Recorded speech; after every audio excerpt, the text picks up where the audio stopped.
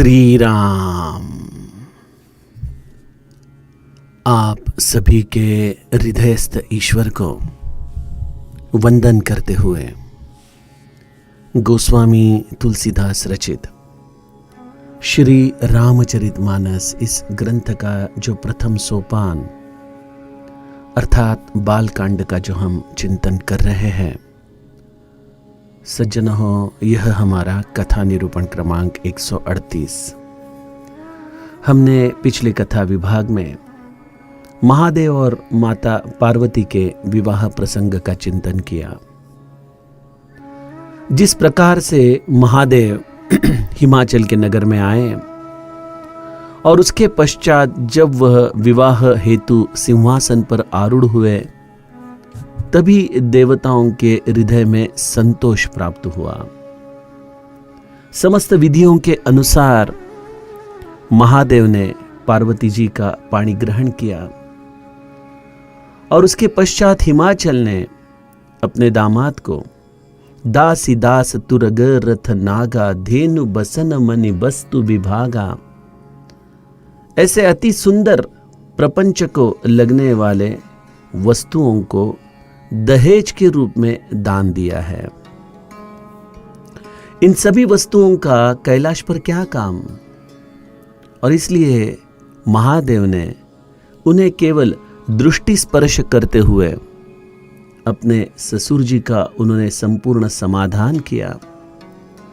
और उसके पश्चात जब वह कैलाश की तरफ जाने के लिए निकल पड़ ही रहे थे, तभी हिमाचल ने उनके चरण पकड़कर उनसे प्रार्थना की और उसके पश्चात मैना जी भी महादेव के चरण कमलों पर गिर पड़ी। एक माँ का हृदय अपने पुत्री के विरह में किस तरह से महादेव की याचना कर रहा है, आइए सज्जनों, इस कथा विभाग का चिंतन हम आज की चौपाइयों के द्वारा करें।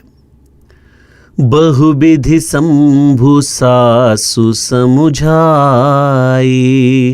गवनी भवन चरण सिरुनाई, जननी उमा बोली तबलीनी, लय उछंग सुंदर सिख दीनी, करेहु सदा शंकर पद पूजा, नारी धर्मपति देउ न दूजा, बचन कहत भरे लोचन बारी, बहुरी लाई उर लीन्ही कुमारी, कत विधि सृजी नारी जगमाही, पराधीन सपने हूँ सुख नाही,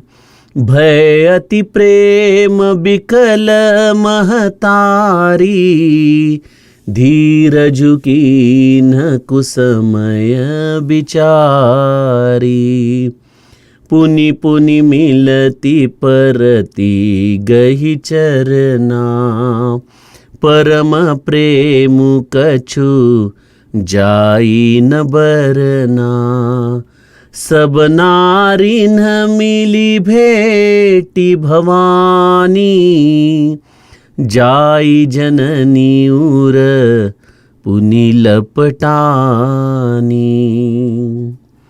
जननी ही बहुरी मिली चली, उचित असीस सब काहू दई, फिरी फिरी बिलोकति मातु तन, तब सखी लय शिव पही गई, जाचक सकल संतोषी शंकर, उमा सहित भवन चले, सब अमर हर्षे सुमन बरषि निशान, नभ बाजे भले, चले संग हिमवंतु तब पहुँचावन अति हेतु, विविध भांति परितोषु करी, विधा कीन वृष केतु सियावर, रामचंद्र प्रिय हो।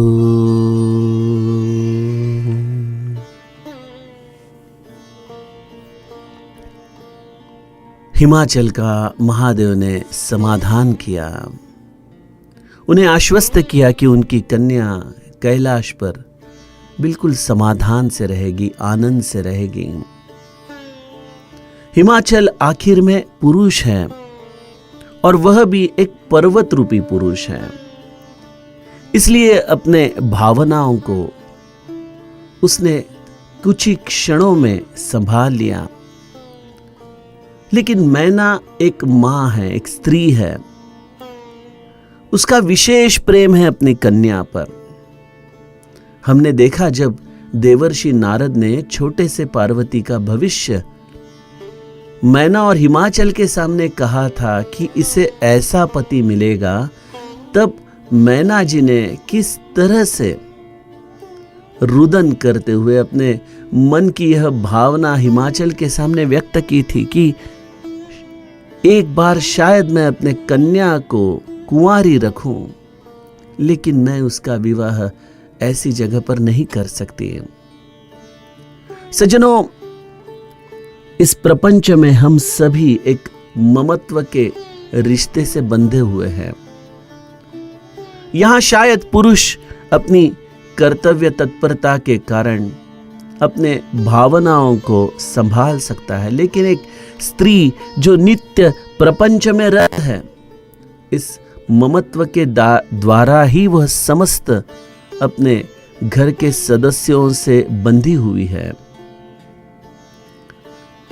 उसके हृदय से यह ममत्व का धागा टूटना, निरासक्त होना, यह वैसे तो काफी मुश्किल चीज है। जब तक विवाह नहीं हो रहा था तब तक मैना जी स्थिर थी, स्तब्ध थी, लेकिन जैसे ही उन्होंने देखा कि अब मेरी पार्वती कैलाश की तरफ अपने पति के साथ बस विदा ही होने वाली है, तब उनके मन में कई शंकाएं आने लगी। अगर पार्वती के द्वारा भी अगर ऐसी ही कोई गुस्ताखी हो जाए जैसे पिछले जन्म में उसकी सती के रूप में हुई थी, प्रभु रामचंद्र पर यह संशय लेने का जो एक छोटा सा निमित्त बना था, जिसके कारण वह महादेव से बिछड़ गई, तो मेरे पार्वती को अगर ऐसी कोई गुस्ताखी के कारण वही शिक्षा मिले तो। और इसलिए मैना जी का हृदय बिल्कुल द्रवित हो गया। उन्होंने महादेव के चरण पकड़ते हुए कहा, क्षमे हूं सकल अपराध अब होई प्रसन्न बरु देहु। हे प्रभु, यह उमा मुझे प्राण के समान प्रिय है, आप इसे आपके घर की दासी बनाकर रखिए, और इसके द्वारा अगर कोई अपराध होता है तो उसे क्षमा कीजिए प्रभु, और यही वरदान आप मुझे दीजिए, क्योंकि आप अवढ़रदानी हैं, आप आशुतोष हैं। और इसलिए एक मां आज आपके सामने यह वर रूप मांग रही है कि आप मेरे पार्वती पर कभी क्रोध नहीं करोगे, कभी उसे आपसे अलग नहीं करोगे। देखिए, पूर्व विवाह में सास ससुर कैसे मिले थे महादेव को, तब दक्ष और उनकी पत्नी सती के विदाई में शायद इस तरह से महादेव के चरणों में गिड़गिड़ाए भी नहीं होंगे, वो शायद महादेव को प्रणाम भी नहीं करते होंगे। दक्ष तो अपने अहंकार में बिल्कुल चूर था, और शायद इसलिए सती के द्वारा अगर कोई ऐसी गुस्ताखी होती है तो इसके लिए सती के मां ने कोई वरदान भी महादेव को नहीं मांगा होगा। लेकिन अब यहां बात अलग है। देवर्षि नारद ने आके सती के समस्त जीवन का चरित्र मैना और हिमाचल के सामने रखा है, और इसलिए एक मां का हृदय आशंकित है कि शायद मेरे पार्वती से पुनश्च अगर यह गलती दोहराई जाती है तो क्या उसे वही शिक्षा प्राप्त होगी। और इसलिए उन्होंने आशुतोष से, महादेव से यह वर ही मांग लिया कि आप उसके अपराधों को क्षमा कीजिए। जिस तरह से महादेव ने अपने ससुर जी को समझाया था, उनका समाधान किया था, गोस्वामी जी कहते बहुविधि शंभु सासु समुझाई, गवनी भवन चरण सिरुनाई। देखिए, जब हिमाचल का उन्होंने समाधान किया तो गोस्वामी जी ने लिखा है, सिंह कृपा सागर ससुर कर संतोषु सब भांति ही कियो। उनका समाधान हर रूप से महादेव ने किया है, लेकिन यहां पे सासू जी को महादेव अनेक प्रकार से समझा रहे हैं कि आप निश्चिंत रहिए, आपके कन्या का अब उत्तरदायित्व मेरे पास है। अगर उससे ऐसी कोई भी गलती होती है तो मैं आपको वचन देता हूं, मैं पार्वती को कभी अकेला नहीं छोड़ूंगा।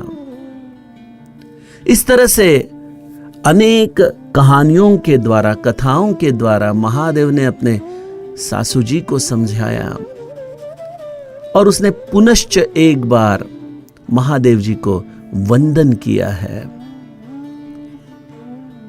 अब शिव जी कैलाश की तरफ जाने के लिए बिल्कुल निकलने ही वाले थे, तब मैना जी ने, पार्वती के माता ने पार्वती को एक बार अपने पास बुला लिया। देखिए, मां के लिए कन्या कितनी भी बड़ी हो जाए, लेकिन उसके लिए वह आखिरी क्षण तक एक छोटी सी बिटिया ही रहती है। मैना जी ने पार्वती को अपने गोद में बिठा लिया और उसे सुंदर उपदेश दिया। पार्वती, आप जगत जननी हो, आप जगदम्बा हो, मैं आपको क्या समझाऊं, लेकिन आप मेरी पुत्री भी तो हो ना, और इसलिए एक मां के रूप में मैं आपको कुछ उपदेश करती हूं। करेहु सदा शंकर पद पूजा, नारी धर्म पति देव न दूजा। हे पार्वती, आप सदैव शिव चरणों का पूजन करते रहिए, नारी का यही धर्म है।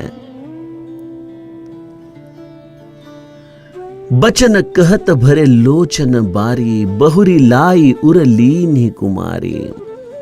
एक स्त्री के लिए अपना पति ही उसका देवता है, इसलिए उसके हृदय में और कोई देवता का स्थान नहीं। ऐसा कहते कहते मैना जी की आंखें भर आई और उन्होंने अपने कन्या को अपने छाती से लगा लिया, अपने हृदय से लगा लिया।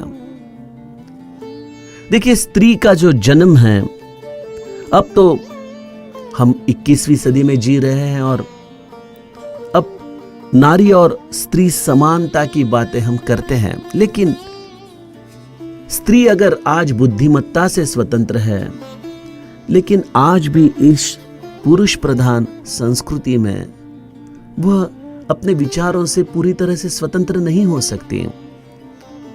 जिस घर में वो ब्याह कर जाए, उसके संस्कार, वहां की रीतो रिवाज, उसके हिसाब से ही उसे अपना जीवन बिताना पड़ता है। फिर वो विचार उसे अनुकूल हो या ना हो, तो स्त्री का जीवन ही संपूर्ण समर्पण की भावना पर है। और इस समर्पण की भावना के कारण उसे कई बार अपने मन के विरुद्ध जाकर, शायद वेदनाओं को सहते हुए भी यह जीवन बिताना पड़ता है। हम हमेशा देखते हैं कि हमारी गौशाला में गोमाताएं आती है। वह गोमाता किसी ना किसी किसान के पास रहती है, किसी कारणवश वह अपनी गोमाता को संभाल नहीं पाता तो वो हमारे पास आके छोड़ देता है संभालने के लिए। अब वह गोमाता बेचारी जब उस किसान के घर से निकलती है तो उसे मालूम नहीं उसे कहां लिए के जा रहा है।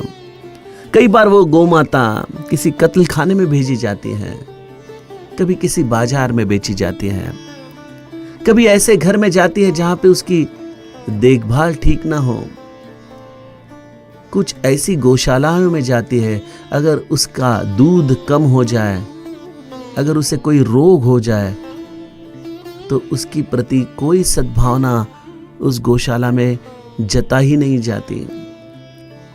लेकिन वह गौ माता अपने प्राक्तन के हिसाब से जहां उसे भेजा जा रहा है उस घर में जाकर अपना गुजारा कर ही लेती है।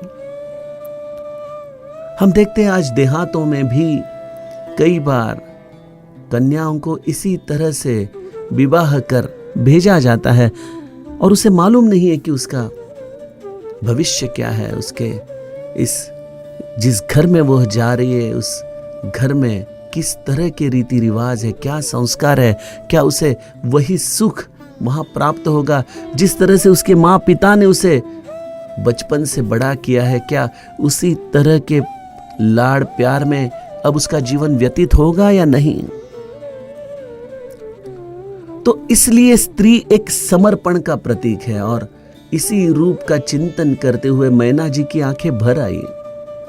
सोच रही है अब मेरी पार्वती कैलाश से मुझे अगर कभी संपर्क करना चाहे तो कैसी कर सकती है, क्योंकि हमने सुना है कि कैलाश पर किसी को जाना है तो वह केवल महादेव के आज्ञा से ही जा सकता है, और जो व्यक्ति महादेव के आज्ञा के बिना कैलाश पर जाना चाहे वह जीवित उस क्षेत्र में प्रवेश नहीं कर सकता। तो जैसे ही मेरी पार्वती कैलाश पर पहुंचेगी और शायद महादेव के द्वारा अगर उसका भी त्याग हुआ तो मेरी पार्वती कैसे लौट आएगी मेरे पास, कैसे बताएगी, किसके पास बताएगी यह संवेदना। और मैं देख रही हूं इस कैलाश पर शिव जी के गण कितने चित्र विचित्र रूप में हैं, उनसे ये कैसे बात कर पाएगी, कैसे अपने मन की संवेदना वह किसी से संवाद रूप में कर पाएगी। एक मां का हृदय का दर्शन गोस्वामी जी हमें यहां पर दिखाते हैं।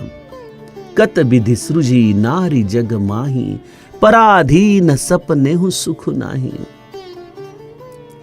मैं ना पार्वती को अपने पास लेकर अपने हृदय से लगाकर अपने जी में जो यह अत्यंत एक अंतस्थ वार्ता वो लेकर जी रही है कि ये स्त्री जीवन, ऐसा समर्पण का जीवन इस विधाता ने बनाया ही क्यों। कत विधि सृजी नारी जग माही, क्या कारण है। पराधीन सपनेहु सुख नाही, ऐसा पराधीन जीवन, और पराधीनता से किसी को आज तक सुख मिला है। देखिए, स्त्री विवाह के पश्चात जिस घर में जाए वहां उसे सुख के लिए कई लोगों पर अपनी अपेक्षाएं रखनी पड़ती हैं। सास ससुर ठीक होने चाहिए, उनकी तरफ से उसे कोई यातना न हो, और अगर कोई ससुर का व्यक्ति उसे पीड़ा देना चाहे तो उसका पति उसके सामने उसका रक्षक बनकर खड़ा रहे। लेकिन अगर पति ही उस स्त्री की रक्षा करने में असमर्थ हो तो स्त्री अबला है, वह अपने शारीरिक शक्ति के साथ इन सभी परिस्थितियों का प्रतिकार नहीं कर सकती। हां, अगर उसे प्रेम मिले, उसे संवेदना मिले तो वही स्त्री एक वज्र के भांति घर की रक्षक भी बन सकती है। लेकिन उसे ऐसी अनुकूल परिस्थितियों के साथ ही अपना जीवन उज्जवल करने के लिए एक सुसंधि प्राप्त हो सकती है, क्योंकि वह पराधीन है। पराधीन सपनेहु सुख नाही, और ऐसे पराधीनता के कारण स्त्री को सपने में भी सुख मिलना या अन्यथा ऐसा विचार करे तो जो व्यक्ति पराधीन है उसे सपने में भी सुख प्राप्त होना नामुमकिन है। मैं ना एक मां के हृदय से अपने कन्या के प्रति यह सद्भाव जता रही है। भय अति प्रेम बिकल महतारी, धीरज कीन कुसमय बिचारी। प्रेम से अत्यंतिक बिकल हुई मैना आखिर में अपने मन को ही समझाती है कि मैं ऐसे समय पर यह सब वार्ता करना ठीक नहीं है, यह कुसमय है, यह दुख प्रकट करने की घड़ी नहीं है, क्योंकि अगर मैं रोने लगूं तो शायद मेरी पार्वती और विकल हो जाए और दुखी हो जाए, और मैं मेरे कन्या को इस तरह से विदाई नहीं देना चाहती। यह सोचकर मैना ने अपने हृदय में धैर्य धारण किया। देखिए सज्जनों, कई बार हमें अपने जीवन में कर्तव्य निभाते वक्त अपने भावनाओं को दूर रखते हुए अपने आप को सामर्थ्यवान बनाना पड़ता है, और ऐसे जीवन में कई अवसर आते हैं। और विशेषतः एक स्त्री के लिए अपने कन्या की विदाई, जिसे उसे इतने लाड़ प्यार से संभाला, उसे किसी को सौंप देना, जिसे अपने कोख में 9 महीने तक पाला, उसका सुंदर संस्कार करते हुए, जिसने उस कन्या को बड़ा किया, ऐसी कन्या को सौंपते वक्त ऐसी कौन मां है जो अपने आप को, अपनी भावनाओं को संभालने में समर्थ हो। लेकिन ऐसे क्षणों में अपने भावनाओं को धीरज देते हुए मैना पुनि पुनि मिलती परति गही चरना, परम प्रेम कछु जाई न बरना। मैना उसे बारंबार आलिंगन दे रही है, उसके चरणों को अत्यंतिक प्रेम मैना जी के हृदय में उमड़ पड़ा है। गोस्वामी जी कहते हैं कि मैना जी के हृदय की यह सद्भावना व्यक्त करना, यह मेरे बुद्धि के परे है। परम प्रेम कछु जाई न बरना। अंतःपुर की समस्त स्त्रियां पार्वती को बार बार मिल रही है। हर उस स्त्री के मन में वही भावना है जिस भावना के साथ मैना जी रही है। सब नारी न मिली भेटी भवानी, जाई जननी उर पुनि लपटानी। सभी स्त्रियों के गले में पड़कर जब पार्वती रो रही है तो पुनश्च एक बार अपने मां की तरफ दौड़कर वो उसे लिपट कर रोने लगती है। मैं देखता हूं कई बार जब हमारे इस गौशाला में किसी गाय की बछड़ी उससे दूर करने का समय आ जाता है तो वो दोनों अपने आवाज में रुदन करने लगते हैं, क्योंकि यह घड़ी एक मां के लिए और उसके बच्चे के लिए बहुत ही हृदय द्रावक है। और यही संदर्भ गोस्वामी जी ने भी जानकी के विवाह के पश्चात जब उसकी विदाई होती है जनकपुर से, उस वक्त बिल्कुल गाय और बछड़े की ही उपमा हमें जानकी के विवाह में दी है। जननी ही बहुरी मिली चली, उचित असी से सब काहू दई। पार्वती जी को शांत करते हुए, आश्वस्त करते हुए उसकी मां उसे लेकर यथा योग्य आशीर्वाद देकर उसे महादेव को सौंपती है। महादेव के साथ पार्वती अब चल पड़ी है, लेकिन फिर से घूम घूम कर वह पुनः अपने मां को ही देख रही है। फिरी फिरी बिलोकती मातु तना, तब सखी लय शिव पही गई। जगत गुरु तुकाराम महाराज का एक सुंदर अभंग स्मृति में आता है। कन्या सासुरासी जाय, मागे परतुनी पाहे।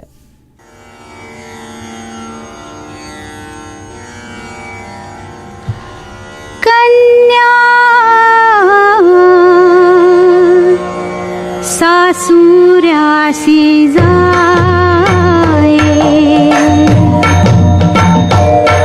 कन्या सासुरासी जाय, कन्या सासुरासी जाय, मागे परतुनी पाहे।